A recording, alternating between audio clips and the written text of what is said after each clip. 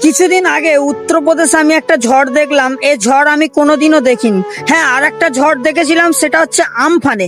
আমফানেও টুকটাক অনেকেরই ক্ষতি হয়েছে, গাছপালা পড়ে গেছে, ঘর বাড়ি ভেঙে গেছে। তাছাড়া উত্তরপ্রদেশে যে ঝড়টা দেখলাম, মানে 50 মিটার আকাশের উপরে একটা মানুষ রীতিমতো উঠছে। আমি আমার লাইফে জীবনে কোনোদিনও কোনো মানুষকে আকাশের উপরে উঠতে দেখিনি, তাও আবার ঝড়েতে। 100 কিলোমিটার/ঘন্টা গতিবেগে ঝড়টা উঠেছিল। প্রায় অনেক জনেরই ক্ষয়ক্ষতি হয়েছে, ঘর বাড়ি ভেঙে গেছে, অনেক প্রাণীরও ক্ষয়ক্ষতি হয়েছে।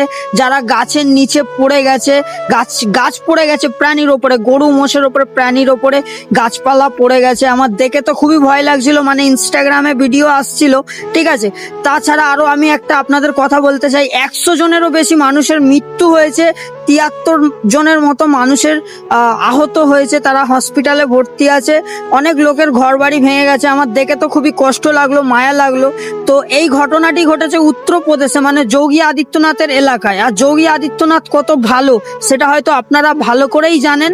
আর আমাদের সমাজে কতটা পাপ বেড়ে গেছে, যার কারণে উপরওয়ালা আমাদের এরকম ধরনের ছোট ছোট পাপের ফল দেখাচ্ছে দুনিয়াতেই। তো সবাইকে আমি একটাই কথা বলতে চাই, সবাই একটু পাপ কম করুন, কারণ আমরা বেশিরভাগ পাপে লিপ্ত হয়ে গেছি। মানে ভালো মানুষ এই দুনিয়াতে খুব কম দেখা যাচ্ছে, বেশিরভাগ খারাপ মানুষই দেখা যাচ্ছে। তো যারা যারা উত্তরপ্রদেশে থাকেন তাদের কাছে আমি অনুরোধ করছি, আপনারা একটু যাদের ঘর বাড়ি ভেঙে গেছে তাদের একটুখানি সাহায্য করুন, তাদের একটু পাশে দাঁড়ান, তাদের একটু হেল্প করুন। আমি এটাই চাইবো, কারণ ওখানকার মানুষজন এখন বড় অসহায় আছে, অনেক কষ্টে আছে। আমি এটাই বলতে চাই আপনাদের যে সবার না বিপদে সবার পাশে দাঁড়ানো উচিত। তো আমার বলার বক্তব্য এটাই ছিল। সবাই ভালো থাকবেন, সুস্থ থাকবেন, টাটা।